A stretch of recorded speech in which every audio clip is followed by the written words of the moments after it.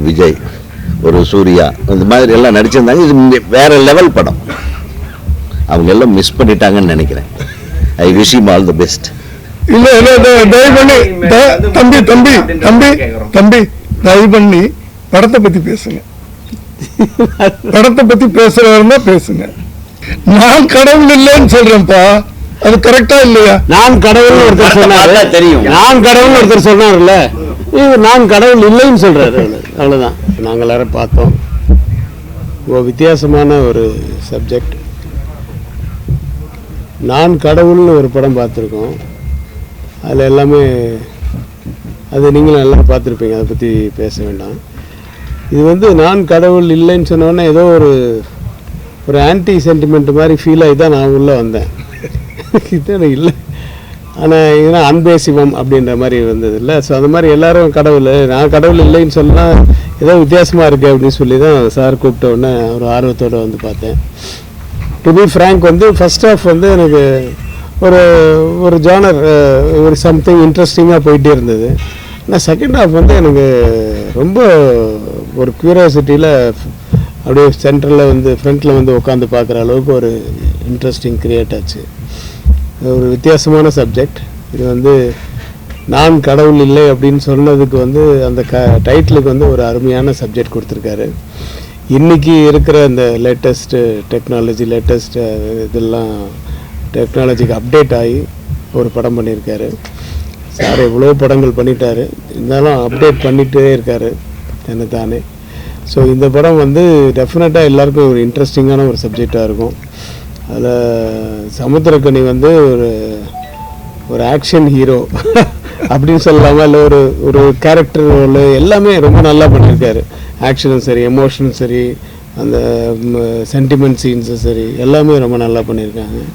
நான் ரொம்ப ஆச்சரியப்பட்டது சாட்சின்னு அவங்க இன்ட்ரடியூஸ் பண்ணியிருக்காங்க. இதுதான் முதல் படம் பண்ணியிருக்காங்க. நான் தான் இதான் அவங்க படம், முதல் படம் நான் பார்க்குறேன். ஃபைட்டுன்னா அருமையாக ஃபைட் பண்ணியிருக்காங்க. அப்புறமா இன்டர்வியூவில் கூட கேட்டேன், என்னன்னா நிறைய அதுக்காக ட்ரைனிங் எல்லாம் எடுத்திருக்காங்களாம். ஸோ அவர் சரவணன் யாருமே எதிர்பார்க்காத அளவுக்கு ஒரு டெரர் வில்லனாக இருக்கார். ஸோ அது மாதிரி நிறைய கேரக்டர்ஸ் பண்ணியிருக்காங்க. ஒருத்தர் பேர் எனக்கு சில பேரெல்லாம் தெரியல, பட் ரொம்ப பொதுவாக இது ஒரு எல்லாமே இருக்கிற ஒரு subject. That is sentiment, action, emotions, drama. அந்த எமோஷன்ஸ் எல்லாம் ரொம்ப கேரி ஓவர் ஆகிருக்கு. நான் எதிர்பார்க்கல சார்கிட்ட இப்படி ஒரு இன்ட்ரெஸ்டிங்கான ஒரு சப்ஜெக்ட் வரும் அப்படின்னு சொல்லி. So all the best the whole team. Sir இன்னும் மேலும் மேலும் நிறைய படங்கள் பண்ணணும். All the best. அடுத்து ஒரு பேச வாங்க. Thanks sir.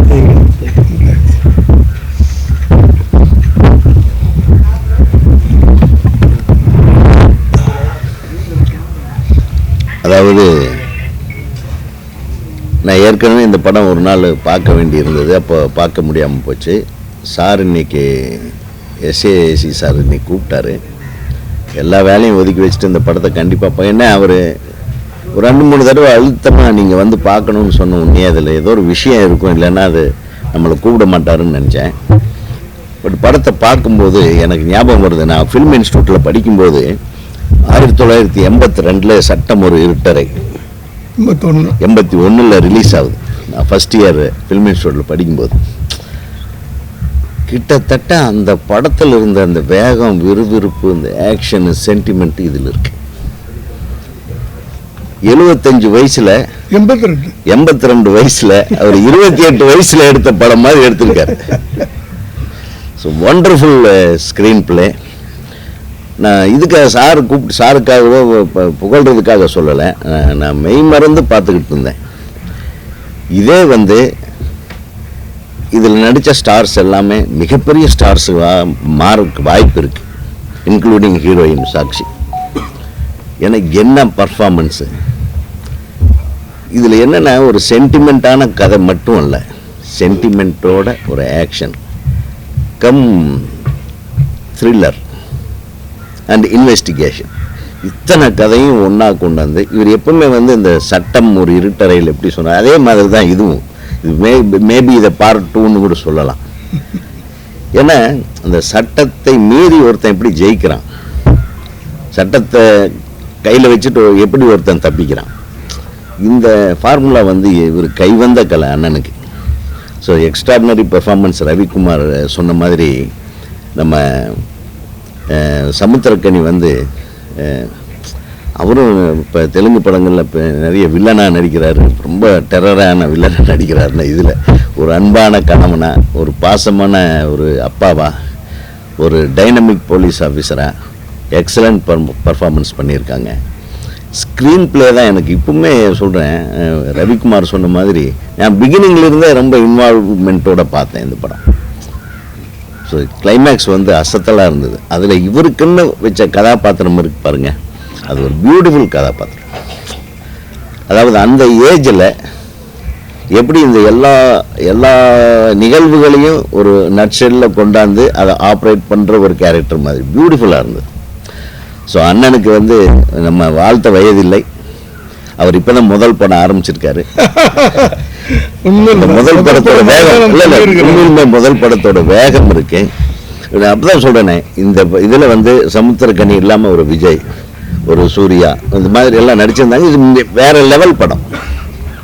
அவங்க எல்லாம் மிஸ் பண்ணிட்டாங்கன்னு நினைக்கிறேன். I wish him all the best. Thank you. நீங்க வாங்க.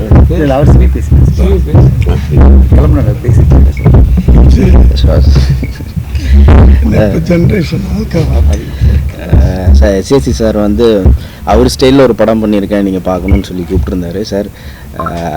பண்ணதுலேருந்து இது கொஞ்சம் வித்தியாசமான ஸ்டைலில் தான் சார் இருக்குது. ரொம்ப இன்ட்ரெஸ்டிங்கான ஐடியா சார். இந்த வயசில் டைரக்ட் பண்ணுறதுன்றது பெரிய இன்ஸ்பிரேஷனாக இருக்குது சார். ஸோ இது ஒரு பெஞ்ச் மார்க் மாதிரி இருக்குது. சமுத்திரக்கனி என்ன ரொம்ப நல்லா பண்ணியிருக்காரு. அண்டு படத்தில் நடித்த எல்லாருமே ரொம்ப சூப்பராக பண்ணியிருக்காங்க. படத்தை பற்றி கமெண்ட் பண்ணுற அளவுக்கு வயசோ அனுபவமோ நமக்கு இல்லை. So congrats to the entire team. Thank you.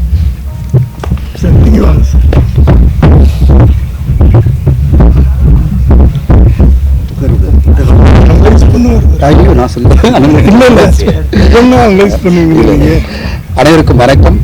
நான் கடவுள் இல்லை. ஆச்சரியமா இருக்கு எனக்கு வந்து SC சந்திரசேகர் சார் அவரே வயசை சொல்றாரு. நார்மலா சொல்லக்கூடாது சொல்லுவாங்க. 82 வயசுன்றதெல்லாம் வந்து எல்லாரும் ஆகிட்டு வீட்டுக்கு போய் உட்காந்துருந்தா நான் வந்து ஒரு நடிகனாகவும் இயக்குனராகவும் ஒரு படத்தில் நான் என்னுடைய கான்ட்ரிபியூஷன் பண்ணுவேன்.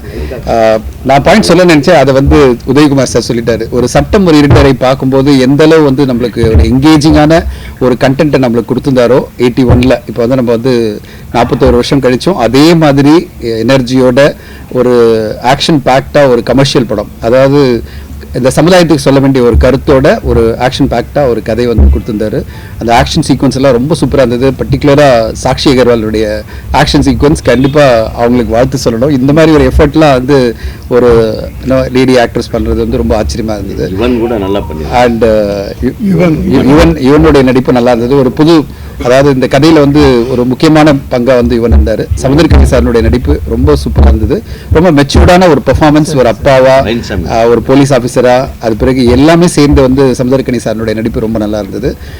எல்லாரோட ரொம்ப இன்ஸ்பயர் பண்ணுறது என்னென்னா, தொடர்ந்து நான் படம் பண்ணிகிட்டே இருப்பேன், என்னுடைய கருத்தை நான் சொல்லிகிட்டே இருப்பேன், நான் வந்து ஒரு இயக்குனராக கடைசி வரை இருப்பேன் அப்படின்றதெல்லாம் நாங்கள் வந்து சினிமா இண்டஸ்ட்ரியில் அடிக்கடி நாங்கள் பேசுறது பார்த்தீங்கன்னா 86 வயசுலையும் அகிரா குரோசாவா வந்து அவருடைய கடைசி படம் பண்ணி அப்புறம் தான் அவர் வந்து இந்த உலகத்திட்ட போனார். அந்த மாதிரி ஒரு உலகமாக பேசப்பட்ட ஒரு இயக்குனரே வந்து 86 வயசு வரையும் படம் பண்ணிகிட்டே இருந்தார். அதனால் இன்னும் பல வருடங்கள் நீங்கள் வந்து 18 வருஷம் 100 வருஷம் வாழணும், அதுலேயும் வந்து தொடர்ந்து படம் பண்ணிகிட்டே இருக்கணும் சார். ஏன்னா இது வந்து ஒரு உங்களுடைய இந்த அதீத காதல் சினிமா மீது இருக்கிற அதீத காதல் தான் இந்த மாதிரி ஒரு கமர்ஷியல் படத்தை இவ்வளோ எங்கேஜிங்காக, ஒரு கமர்ஷியல் படம் வந்து ஏதோ ஒரு ஏனோதான ஒரு படமாக பண்ணாமல் ஒரு எங்கேஜிங்கான ஒரு கமர்ஷியல் படமாக, இந்த சமுதாயத்துக்கான ஒரு கமர்ஷியல் படமாக அழகாக கொடுத்துருக்காரு. SC சந்திரசேகர் சாருக்கு என்னுடைய மனமார்ந்த வாழ்த்துக்கள். நீங்கள் மிகப்பெரிய இன்ஸ்பிரேஷன் சார். இந்த இன்ஸ்பிரேஷன் தொடர்ந்து இருக்கணும். அண்ட் உங்களுடைய அந்த எனர்ஜி தொடர்ந்து இது மாதிரி நிறைய படங்களை கொண்டு வரதுக்கு இருக்கணும். February 3 இந்த படம் வெளியாகுது திரையரங்கில். அவர் முயற்சி எடுத்து இந்த படத்தை ப்ராப்பராக கொண்டு வரணும்னு ட்ரை பண்ணிட்டு இருக்காரு. அதை எல்லோரும் திரையரங்கில் போய் பாருங்கள். பர்டிகுலராக கமர்ஷியல் படம் பார்க்குற ரசிகர்களுக்கு இந்த படம் ரொம்ப பிடிக்கும்.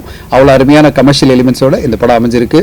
தேவையில்லாத பாடல் காட்சிகள் இல்லை, தேவையில்லாத சீன்ஸ் இல்லை, எல்லாமே ஒரே ஒரு நோக்கத்தை நோக்கி தான் போயிட்டே இருக்கும் இந்த படம். அதாவது ஒரு பக்கா கமர்ஷியல் படம்னா அப்படிதான் இருக்கணும், விறுவிறுவிறுன்னு போயிட்டே இருக்கணும் ஏதோ ஒரு பர்டிகுலர் கோலை நோக்கி. அந்த மாதிரி ஒரு விறுவிறுப்பான படமாக தான் நான் கடவுள் இல்லை வந்திருக்கு.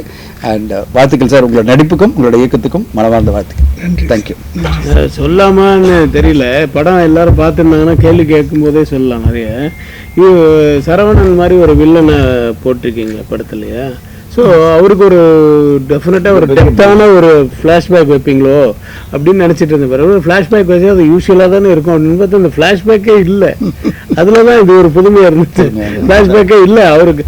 ஆனால் எல்லாருமே அங்கங்கே டைலாக்ல சொல்லிட்டாங்க அவர் என்னெல்லாம் பண்ணாரு அப்படின்னு சொல்லி. தேவையும் இல்லாமல் இருந்தது. கரெக்டாக அது வந்து அதான் சொல்றேன்னா நீங்க அப்டேட் ஆயிருக்கீங்க.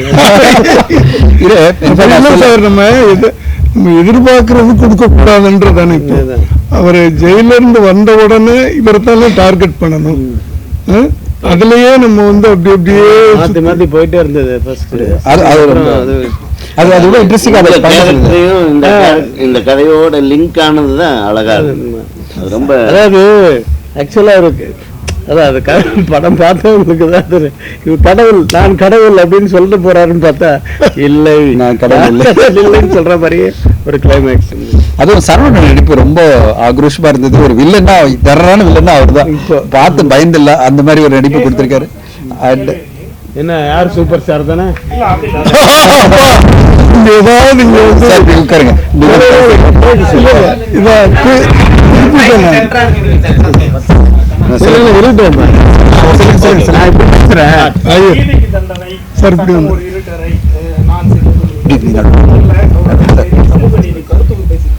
இந்த படத்துல எது மாதிரியான சமூக நீதி பேசியிருக்காரு?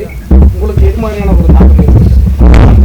இல்ல சமூக நீதினா இந்த காலகட்டத்துக்கு இந்த போலீஸ் இருந்துக்கும் போதே நிறைய அநியாயங்கள் நடக்குதுல்ல, அதை எப்படி சொல்லணுமோ அப்படி சொல்லியிருக்காரு. ஏன்னா படம் இன்னும் ரிலீஸ் ஆகாததுனால ஃபுல் கதையை நான் சொல்ல முடியாது. அவர் வேணா சொல்லலாம், எந்த அளவுக்கு சொல்லலாம்னு அவருக்கு தெரியும். ஸோ அது வந்து கரெக்டாக பண்ணியிருக்காரு. திராவிட கருத்துக்களோட ஒன்றிணைந்தவர், இதுல ஏதாவது அந்த மாதிரி கருத்துக்கள் அப்படியா சார்? நான் அந்த கண்ணோட்டத்தோட நான் பார்க்கல. திராவிட கண்ணோட்டம்ன்றது எனக்கு தெரிஞ்சு நான் மின்சார கண்ணால கடவுள் இல்லைன்றது திராவிட, நான் கடவுள் வேற ஒருத்தர் இருக்கா அப்படின்ற மாதிரி தான் அர்த்தம் ஆகுது. அப்படிதானே சார்? அதேதான் நான் அப்படிதான் புரிஞ்சுக்கிறேன். திராவிட கருத்தோட ஒப்பிட்டு பேசுற மாதிரி தானே சார் இருக்கு. கடவுள் இல்லை என்றதும் நான் கடவுள் இல்லை என்றதும் ரெண்டுமே கொள்கை இல்ல. நீங்க என்ன கேக்குறீங்களா? கருத்துக்கள் வச்சிருக்காங்க தம்பி, அது வந்து அது வேற ஏதாவது கேளுங்க. என்ன மோஸ்ட் ஆஃப் தி பீப்புள் பிடிக்கிற மாதிரி ஒரு கருத்து தான். வேற ஏதாவது சினிமா ஒருத்தர் உதவி பண்ண அவர் நம்மளுக்கு கடவுள் மாதிரி உதவி பண்ணாருன்னு சொல்றாங்க இல்லையா? அதுதான் மேட்டர் எடுத்துருக்காரு. அது நான் கடவுள், அதுதான் நான் கடவுள் இல்லை அப்படின்றது வந்து கடவுள் இருக்காரு, ஆனா நான் கடவுள் இல்லை அப்படின்னு அவர் சொல்லியிருக்காரு. படம் பார்த்தா புரியும். படம் பார்த்துருங்க 3ஆம் தேதி. ஆனா கடவுள் இருக்காரு அப்படின்னு உங்களுக்கே தெரியும் என்ன கருத்து. எல்லாருக்கும் இன்னும் இருக்குல்ல. படம் ட்ரைலர்ல நாங்க பார்த்தோம். ஸ்டார்டிங்ல வந்து விஜய் சாரை காமிக்கிறீங்க, அந்த சிம்பிள் ஸ்டார்ஸ் இதுன்னு சொல்லி விஜய் மட்டும் காட்டலாமா? லாஸ்ட்ல முடியும் ஸ்டார். அதாவது நான் அறிமுகப்படுத்தினவங்களை எல்லாம் காட்டிட்டு கடைசியில நான் அறிமுகப்படுத்தின ஒரு ஹீரோ வருது. அடுத்தது என்னுடைய பேனருக்கு என் சன்னை வச்சுக்கிட்டேன், அவ்வளவுதான். கடைசியில சூப்பர் ஸ்டாரை காமிக்கிறீங்க. அந்த ட்ரைலர்லயே சூப்பர் ஸ்டார் ஒரு டைலாக் பேசுற மாதிரி ஒரு இது இருக்குது. நீங்க எடுத்த படத்துலயே இப்ப என்ன உங்களுக்கு ஒரு படத்தை பத்தி கேள்வி கேளுங்க. இல்ல இந்த படத்துல வரதுனால நாங்க கேக்குறோம். இல்ல அதான் இது, அதுக்கு அதுல என்ன கேள்வி? ஏன் அந்த மாதிரி எல்லாம் வச்சுக்கன்னு கேக்குறீங்களா? இல்ல இப்போ அந்த இஷ்யூ போயிட்டு இருக்கு. நீங்க சொன்ன மாதிரி சூப்பர் ஸ்டார் யாருன்ற இஷ்யூ போயிட்டு இருக்கு. இதுல காமிக்கும் பொழுது தம்பி தயவு பண்ணி படத்தை பத்தி பேசுங்க. படத்தை பத்தி பேசுறவங்க பேசுங்க. கேள்வி கேட்கறாங்க, கேள்வி எல்லாம் முடிஞ்சு போச்சுமா. அந்த விஷயம் எல்லாம் முடிஞ்சு போச்சு. நீங்க தேவையில்லாத சில கேள்வி எல்லாம் கேட்டு இந்த படத்துக்கு அதுக்கு சம்பந்தம் இல்லை. பேனர்ல என்னுடைய பேனர் ஸ்டார் மேக்கர்ஸ் எத்தனையோ ஸ்டார்களை உருவாக்கி இருக்கிறேன். அதுல என்னுடைய ஸ்டார் போட்டிருக்கேன். அது பேனர்ல, அதுக்கும் கதைக்கும் படத்துக்கும் சம்பந்தமே இல்லை. ட்ரைலர்ல ரஜினிகாந்த் போட்டிருக்கேன். அது நான் பண்ண படம். நான் சிகப்பு மனிதன் ஒரு படம் பண்ணேன். அதில் அவர் பேசுன டயலாக ட்ரைலரில் போட்டிருக்கேன்.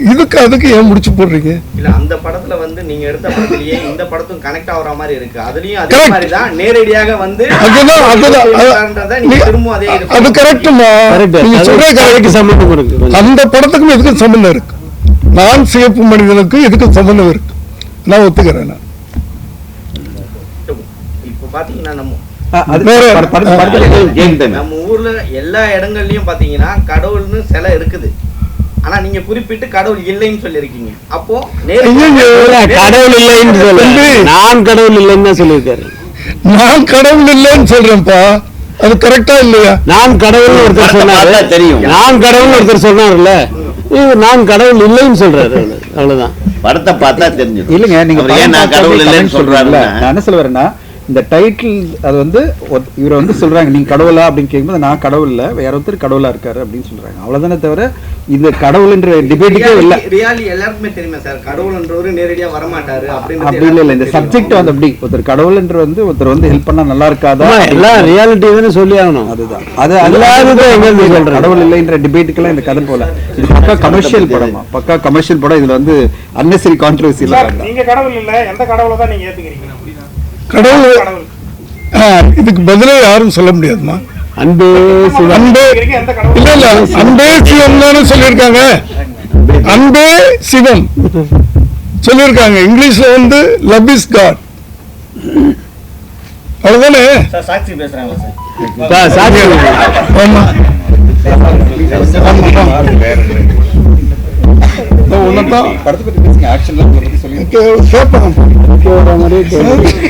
அரசியல் எப்போ வர போறீங்கன்னு கேட்பாங்க. Super star at present? You're going to ask that. Oh my God. Oh my God. Oh my God is a superstar. எல்லாருக்கும் வணக்கம். ரொம்பவே சந்தோஷமா இருக்கு நீங்க எல்லாரும் இன்னைக்கு வந்திருக்கீங்க. And sir, everybody is here. Extremely blessed and very happy to be a part of Naan Kadavul Illai. I'm really thankful to you, sir, for giving me this opportunity. That's it. Thank you. Big Boss la iva dhaan solli kodtaangala. Thank you sir. Okay. Thank you. Thanks. அன்பிற்குரிய பத்திரிகை நண்பர்களுக்கு S A Chandrasekhar அவர்களை பொறுத்த வரைக்கும் இது வந்து ஒரு பொன்விழா ஆண்டு. 50 ஆண்டுகளுக்கு மேலாக இந்த திரைப்பயணத்தில் ஈடுபட்டிருக்கவர். ஒரு வித்தியாசமான ஒரு கதை கருவோடு இந்த முறை உங்களை சந்திக்க வந்திருக்காரு. அவரை பொறுத்த வரைக்கும் பல ஜானர்களில் படம் பண்ணவர். ஒரு ஜானரோட தன்னை நிறுத்திட்டு இதில் ஒரு பக்கம் கிரைம், ஒரு பக்கம் சட்டம், ஒரு பக்கம் காதல், இப்படி பல படங்களை பல கதை கருவுகளை அடிப்படையாக கொண்டு படங்கள் உருவாக்கியவர். அவரை பொறுத்த வரைக்கும் நான் அவரை பார்த்து வியக்கிற விஷயம் என்னென்னா, ஒரு கலைஞனுக்கு வயது பொருட்டே இல்லை அப்படின்றத தொடர்ந்து பல ஆண்டுகளாக நிரூபித்து கொண்டிருக்கின்றவர் அவர். அந்த வகையில் அவருடைய இந்த படைப்புக்கு வந்து நீங்கள் வந்து உங்களுடைய முழு ஆதரவை தர வேண்டும் என்று அவர் சார்பிலையும் கலைவிலையின் சார்பிலும் உங்களை வேண்டி கேட்டுக்கொள்கிறேன். வணக்கம். படம் எப்படி இருந்துச்சுன்னு சொல்கிறேன். அதுதான் வித்தியாசமான கதைக்கரு. அதை கையாடுறதுல வந்து அவருக்கு இருந்த அந்த அனுபவம் இருக்குல்ல, அது வந்து படத்தில் பளிச்சிடுகிறது. குறிப்பாக சமுத்திரக்கனி இது போன்ற பாத்திரங்களை ஏற்றடிக்கிறதுல இப்போ வந்து வல்லவராக இருக்கார். இந்த படத்துலேயும் மழையா